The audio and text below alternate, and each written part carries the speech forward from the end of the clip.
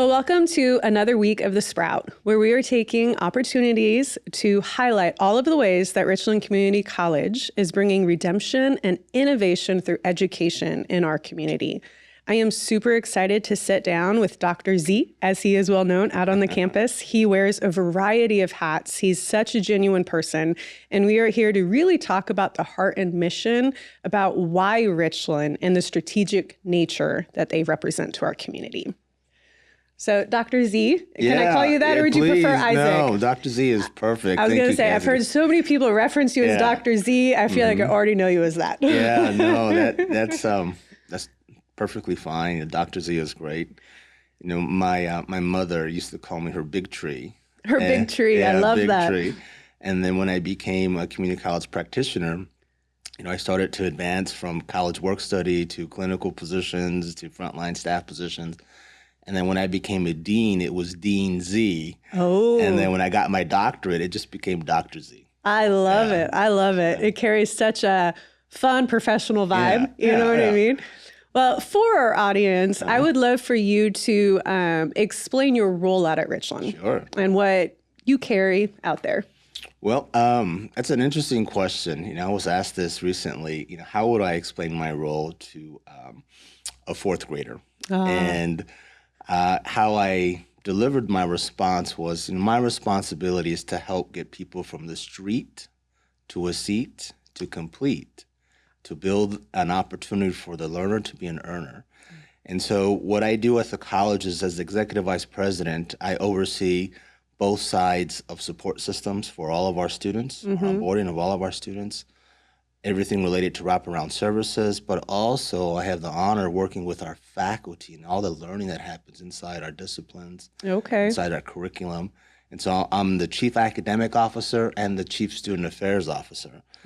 So I support the college in that capacity. You know, I have wonderful, dedicated, full-time faculty, part-time faculty, amazing leadership team of directors and coaches and financial aid, all that to support the learner at Richland Community College.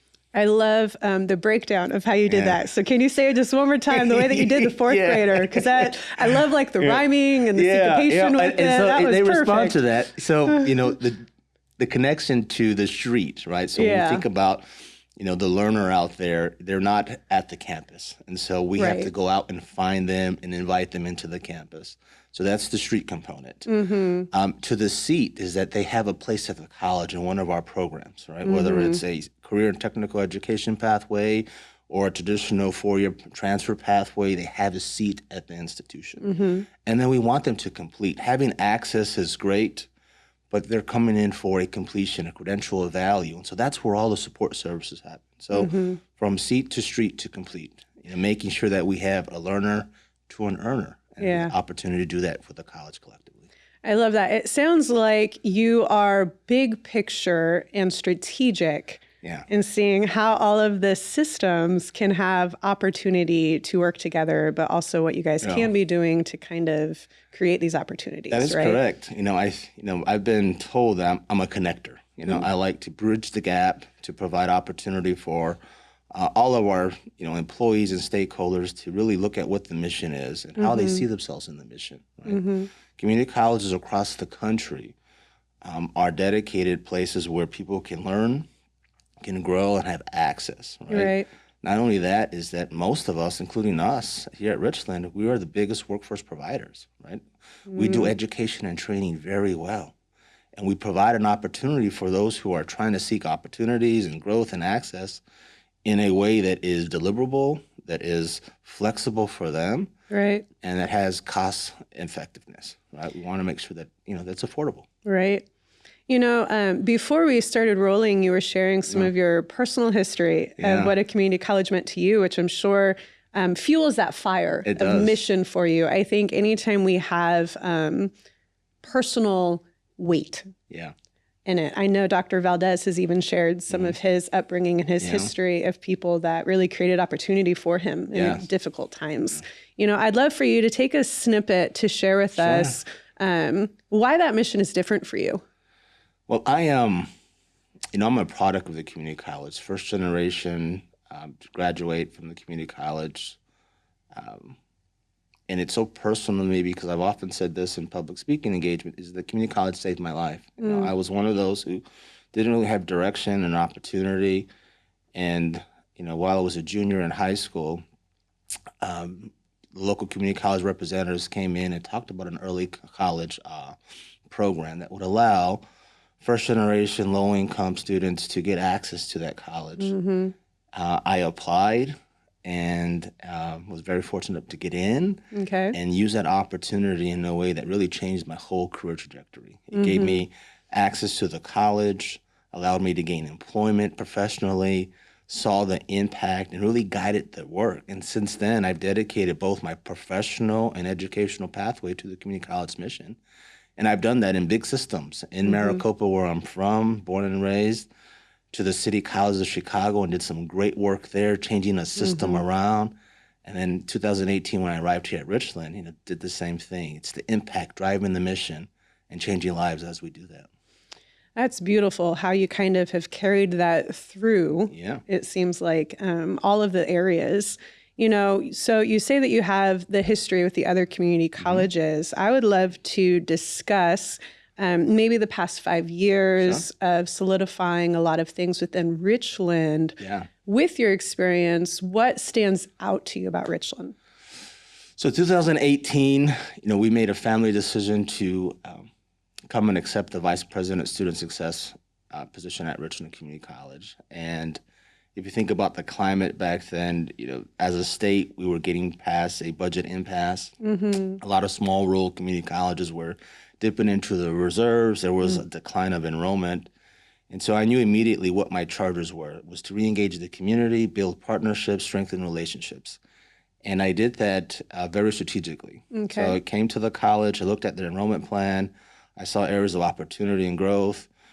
I also saw an opportunity to change some of the practices that we did in terms of onboarding. And, you know, took some time, but by my second full semester, we had turned around the enrollment. We had a positive net gain of enrollment. We started to communicate more thoroughly with our partners, not just our urban partners in Decatur Public Schools, the superintendent leadership, but also our county schools. And we started to develop initiatives with early college and access, which, again, I came from. It's a passion of mine. And so we really built capacities and room for that, and we started growing in enrollment. And it was amazing. We switched, I think Dr. Valdez talked about this, to a coaching model that was more relationship building. With your student success coaches. And so that was all under my area of focus and responsibility. And then we started focusing on onboarding, So when students come on campus, how do they, know where to go in terms of support services? How do they know to go in terms of like tutoring? How do they know where to go in terms of, library and other support so they can be successful? And we connected them to faculty. And so we started to build capacities, we started to build momentum. And that was on one side. We also did the same thing on the CTE side, where we started focusing on partnerships and industry workforce areas to build capacity. And we had momentum. And as a college, we started receiving restricted and unrestricted funding and support from the state, from the federal government to help build capacities. Again, and that's what you want. So when I say Richland is not just a rule, it was very comprehensive because these services that we're getting in funding were the same things that the big systems were getting in Chicago, the big systems in Maricopa were getting, but it was here in a smaller population, more condensed and more centered. I know, whenever I was in high school, I did half days out at Richland for a bit, my junior and senior year. But I feel like either I wasn't aware of or the evolution of really community college has shifted, where back in the day, so to say, it was a way to kind of start your education early. Where now I'm seeing this evolution happen where it is such a massive resource, reflection of the community for so much than jumpstarting your associates, so to say.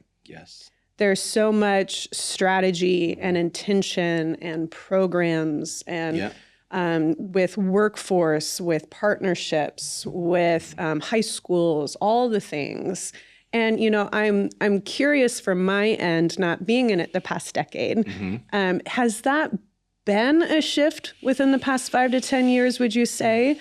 Or going at that a bit more aggressively or different? Does that make sense? It does. I think nationally, the community college has always had this stigma, this bias of being an afterthought, a second choice. When in the reality, we are really the premier choice. When you think about development, when you think about access, you think about affordability, the main pillars of why we serve the communities that we serve. And then you focus on, as I mentioned earlier, the learner to earner model, right? So everyone who's going to higher education is looking for, some type of employment opportunity and pathway, whether it's, NRCT focus, health professions and nursing, or automotive, or welding, or more traditional to teachers, lawyers, engineers. Community college is a pathway and a pivot point for that. And so I think the more and more you think about, the cost of rising education, the affordability that we offer, and the relationship building that we have, because we're such a small institution, faculty get to know our students, right? We get to support our students, not just a student ID number that rolls through and on. There's intentional building of relationships. Right. And when you have that, you have a sense of belonging and support that keeps you motivated, brings you momentum, and then at the end of the day, gets you those credits so you can complete. And that's the focus. And that has switched, nationally. There is more of a priority to the community colleges because we're so nimble, right? We can move and support programs and partnerships so that we can get people into the workforce immediately based on industry needs. But we also have the traditional track where we can go into the liberal arts pathway, into the 4-year transfer, into the graduate level degree, so you could become these professionals and learners at different levels of impact. And we're only one of maybe 3 institutions across the country that are able to do that. Yeah. I think it was before camera, you had talked about the landscape kind of shifting after the pandemic. Yeah. And, well, let's get real. The landscape everywhere shifted drastically after the pandemic, I feel like the pandemic was such a macro trauma for everyone that it definitely has unearthed a lot of things. It did. But specifically with education, and not only education, but I feel like the need for service and wraparounds of what you guys have done. Can you speak towards maybe since the pandemic, some of the things that you've seen and how you guys have created opportunities? Yeah. Well, I think, most of my career has been in the student services side of the house. Right? And so when you think about that focus, it is intentional about making sure you start to remove barriers for our students. Students don't fail because of a lack of access and opportunity. Most students struggle because of life, right? Childcare, financial decisions, these things that happen to everyone. And so for us in the field, we try to make sure that we have a good picture of needs before they become, that thing that stops persistence and retention and completion. And so we've been very practical about that. During the pandemic, we had to move a lot of those support services to a remote platform. And in helping doing that, we had to look at, technology to help us, right? Online tutoring at different times of the day for the remote learner. We were very creative in terms of, at Richland, with meal packing, for example, that was still a barrier. There's food insecurity for all of our students across the country. We were able to, because we have such a beautiful and wonderful and amazing culinary program. You talked to Chef Tucker about that, right? I do. I'm still going to sign up for one of those classes, Brian, by the way. I'm so excited.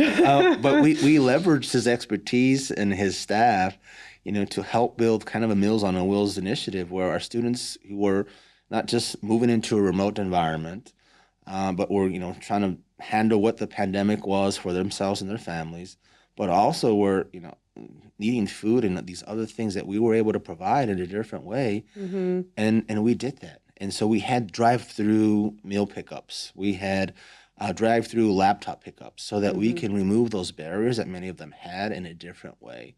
And we've continued to do that as we, have come out of the pandemic. We are very fortunate that our enrollment has, again, increased. We've had 9 consecutive semesters of positive enrollment. We've also had a decline of the remote learner, which means there is more intention about being on campus, having that face-to-face reaction and response. But we also support those students in the same way, leveraging technology and our partnerships, but also just being better communicators. Like, we don't know what you need until you let us know how we can help you.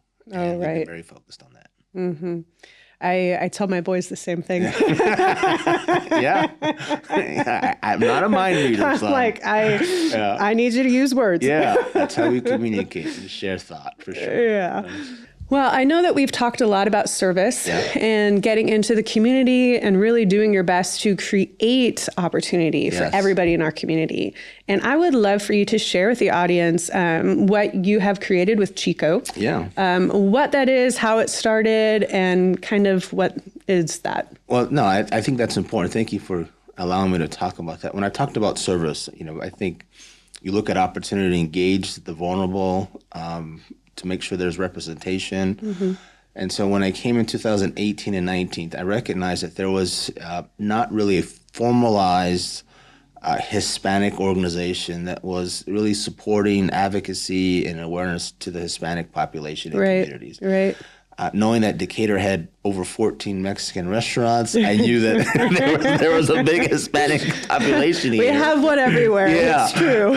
But no one really, took the time to organize and bring together this group formally. I mean, informally, when you had, a quinceañera or a wedding, people would, come together and enjoy. But we wanted to make sure that there was a pathway that was formalized to support education, advocacy, and awareness. And of course, when you think about today's climate, how important is that? Oh, yes. And so in 2019, we got together with a group of professionals. We were tagged together just to come up with this idea of some type of nonprofit to do that. It took us a while, but we ended up developing CHICO, which stands for Central Hispanic and Immigrant Opportunities. It's a nonprofit 501c3 that focuses on advocacy, education, awareness. We also, in our culture, if you watched the Super Bowls last weekend, you saw the impact of the Latino culture and its music. We put together a festival, a Hispanic festival, highlighting the different cultures of the Latino communities. And we partnered with the Park District to provide that. Coming from Chicago and Phoenix, we have festivals that are huge.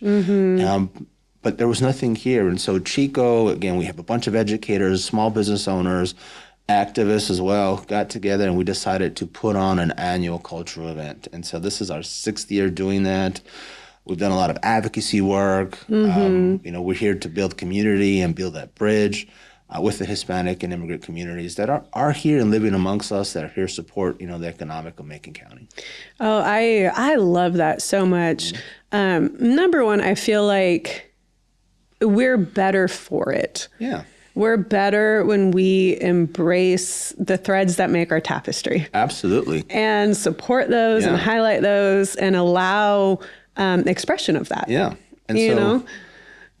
So I love that you guys have been able to do that. And I'm curious, if you don't mind, some of the breakdown. Is this an entity that Hispanics can come to for resources? Yes. Or is it a community where you have members that come and are able to speak and share? A little of both. So we have 3 pillars that we focus on. One of them is advocacy group. So give you an example. We recognize there was a big need in our hospital systems for interpreters. Again, we're in this community. And so when you go into the hospital and you need services, if you can't speak the language, there is a blockade, there's a breakdown of communication. So we were able to focus on developing an interpreter program, and we had, I think, 8 interpreters qualify. They're on standby for the local hospital. So when someone does come in who needs interpretation, especially in Spanish, we can do that. That's incredible. So that was a service in need that we were told from the community. When I go to the doctor, the hospital, I'm trying to communicate what's going on. There's a breakdown. Well, Right. if your kidney hurts and you're saying it's your lung, it's two different body organs, you want to Right. make sure that you get support for your kidney. We also started focusing on youth development, Okay. recognizing that leadership is so important, access and opportunity. So we created this program called the Next Gen Leaders. And so, matter of fact, this weekend, I'll be bringing and chaperoning a group of 6 to Chicago for the United States Hispanic Leadership Institute, a conference that they can see advocacy and work. They can see national speakers, meet with their local congressional officers, and really network and see capacity building in different ways. What an incredible opportunity. And these are 6 youth from our community. These are then. 6 youth for our community, Okay. high school students. Okay. Right? And the goal is to, again, bring them access, provide them with a pathway to look at opportunity of impact. The third area that Chico does is that we really focus on providing awareness to the community in terms of needs. So when there is a identified family who needs support in certain areas, we try to rally around and network with the current ecosystem that we have here in Macon County, which is very vast. Right? We connect them to those groups if we can't find and support them monetarily. Okay. That way there's a collective approach of support from everyone, not just from Chico, but from what we have collectively. And you talked about this earlier, about why Richland and why Midwest. For me, it was the Midwestern values, the generosity, the hospitality, the support, which now gets extended to those Hispanic and immigrant families that we help serve with Chico. It's so beautiful to me. Personally, I'm married an immigrant, and I love the beauty of culture and being able to honor that and see that and come alongside and create not only pathways of service, but pathways to be celebrated. Yeah. Like you need to be celebrated as well. Yeah. I think that's incredible. So I would love, if you're okay with it, to share if there are people out there who are interested in Chico, whether they are Hispanic or immigrant, or even just someone who wants to know how to support. What would that look like?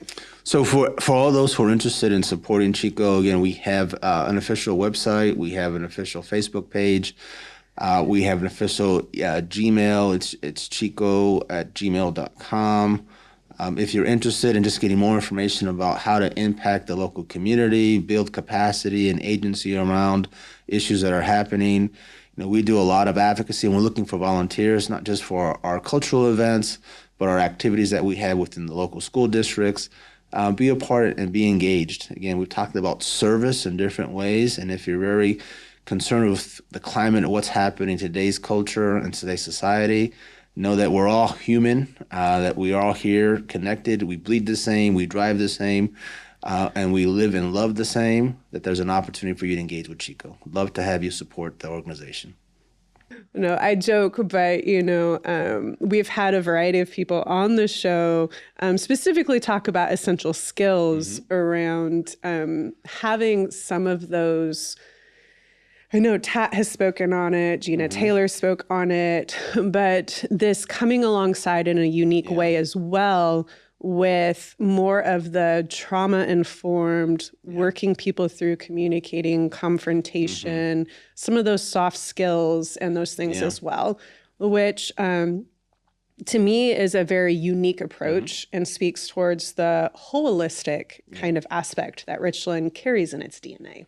It does. So, coming out of COVID, we really were very focused about building partnerships and capacities with our local providers. And so we were able to invest, for example, with Memorial Health Systems, their foundation office, a partnership to help build the healthcare profession, LPN, CNA, and ADN nurses to help fill kind of their areas, but also support the community. And that was very important. And part of that bridge to use the essential skills, framework.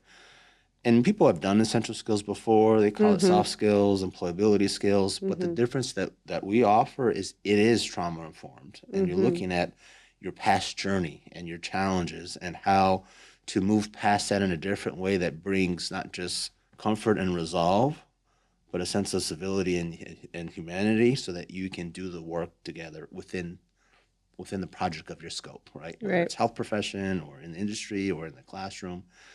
And you get to see the learner differently so that you can support them the way they need to be supported.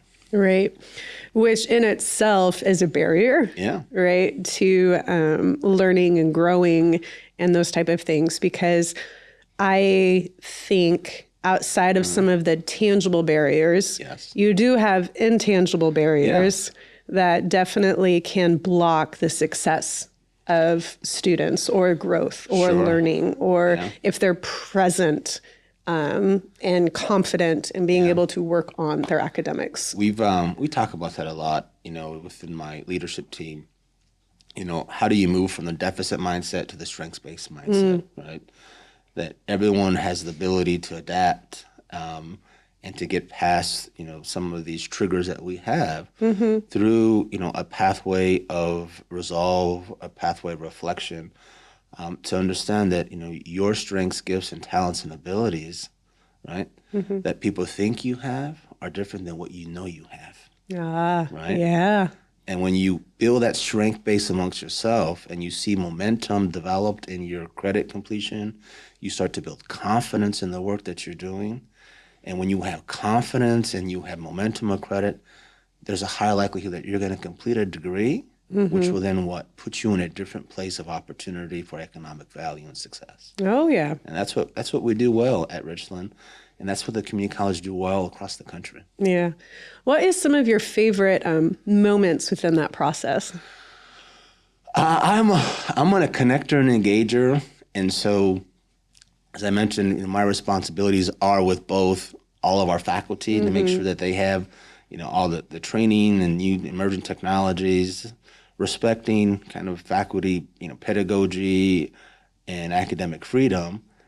But I challenge them to be inclusive in their practice, right? Get to know your students. Yeah. Figure out ways that you can build community within your classroom. And I model those things when we get together in convocation trainings. And so I build these whole group activities where I have people just get up and engage in different ways so that you know who you are, how to support and redirect. And I say, that's a practice. Use that because we modeled it. You've seen the impact. You've engaged in the work. And we know what the success is, right? And so that timely effort, that just being there and relevant, I think is important. So I've enjoyed that a lot. That's been fun, having those type of facilitating opportunities. But also, I'm a peer reviewer and accreditation officer. And so looking at how we improve our teaching and learning through continuous improvement, right? Assessing what we do well and figuring out how can we expand that to other disciplines. And then looking at opportunities for growth, I think, is important because as learners and as an institution, we want to be ahead of best practices. We want to look at ways to engage at higher levels. And of course, we want retention at high levels. And the way that you do that is to see what you do well or what you don't and look at opportunities to improve. And that's that continuous improvement model. Right. Those opportunities to improve, I feel you guys have probably created a culture of kind of being able to, how do I say it, respectfully give the critiques. Yeah. Right. Or even how to receive them. Yeah.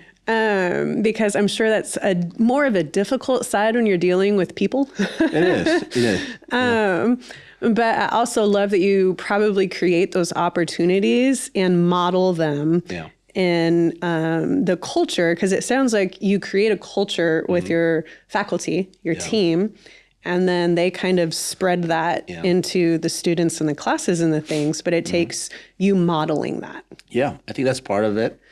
I think also recognizing what you just mentioned is that they're people, not just professionals, right? And they have lives. And one thing that we did for post-support during the pandemic is we provided mental health support for not just our students, but for all of our staff and faculty at no cost to them. Oh, wow. Yeah. Because we knew that we were going through it collectively, not just the students and everything that we were doing, but, our workforce. They were going through it. So how do we support them? Everything that we offer our students in terms of food insecurity at our pantry, our faculty and staff have access to that as well. Okay. Right? So we want to make sure that we know holistically, yes, we believe in supporting our learner, but we also have to support those who are providing, the service, right? Teaching in the field, giving experience. And that philosophy is really important. That drives success. It really does. And when you build culture of any type of organization, you want to make sure that people feel a sense of belonging, right? And support. And when you do that, consistently, I think there's, long-term gains for the institution. Right. I know I've said it before, but like I feel when you create an opportunity of belonging, you are also engaging with an invitation of ownership. Yes.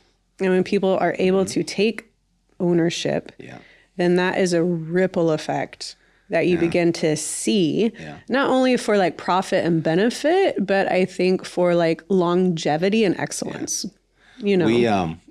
We call those champions at Richland. So we identify champions in certain areas, and we coach the champions up, and then they become champions for those areas and initiatives, and they start to lead. Right? So as a leader, you develop support, but then you share it, and then that leadership does continue with those champions moving that work. And we have those. We have champions in faculty, champions in student success, student ambassador champions, and it's getting those synergies together collectively that helps move the institution forward. Yeah. One more thing I want to touch on, because, as a community college, I know it's very important that you guys are infiltrated in your community. I'd love for you to speak towards that new policy that you were sharing of really being able to connect into the community personally with your staff. Part of our core values, which we've updated, I think 2022, was a sense of belonging, equity, and inclusion. Right? What we did after that is we started to look at, community impact and what we do. And we recognized that within our workforce, we have many professionals who serve on many different boards, right? I myself am the chair of the Boys and Girls Club at Decatur Board. I sit on the Royal Forsyth School Board and other national boards, but I'm not alone in that work. Many other professionals and employees at Richland also serve in these different boards. And so we prioritize that as an area of focus and opportunity. So we created a kind of a policy of volunteerism where they can go and serve. Okay. So all employees have the availability every semester to take up to 8 hours of time to go serve at any type of organization that they feel that is important to their values and their time, with no loss of time, no loss of wage, no loss of anything to the college. And that act of service is an extension of the college because we get to see firsthand the impact in different ways and use that as a focus group to look at ways of opportunity for growth and development to help support the community in different ways.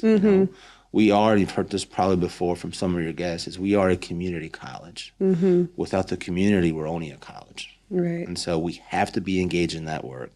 And we do that through that process.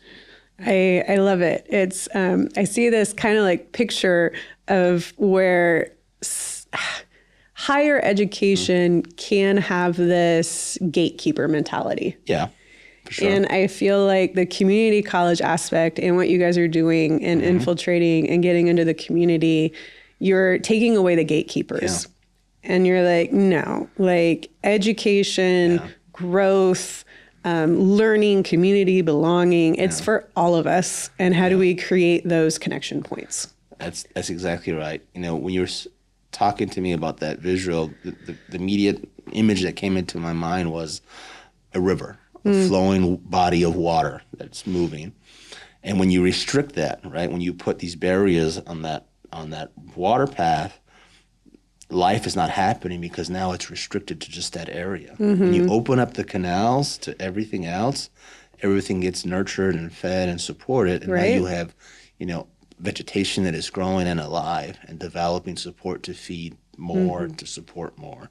And that's the same way. That's what I saw when you talked about that. Yeah, I love that. I love that. As we wrap up here, I would love to get your perspective of in the next 5 years for Richland, as you guys have this momentum, as you guys are seeing the impact you guys are having. What are some areas that you see growing or opportunity for you guys? Well, we are in a full transition at Richland. We're moving into a new ERP system, which means all the infrastructure that we do to support students, from how they onboard and tests to what we do as an enterprise in terms of our HR and back-end practices, that is changing. So it's big system changing for us. So developing some process and some familiarity around that's going to be important for us so that we can maintain and build our practice. For the learner, the same thing is true. There's a lot of new systems that are going to be out coming in the next 5 years. AI is here to stay. It's not going anywhere. And so looking how we've taken this philosophy at Richland, is that that's a tool that we can use to support learning, but it doesn't replace the actual learning that has to happen. But how do we merge what's happening that way with how do we build confidence in the classroom?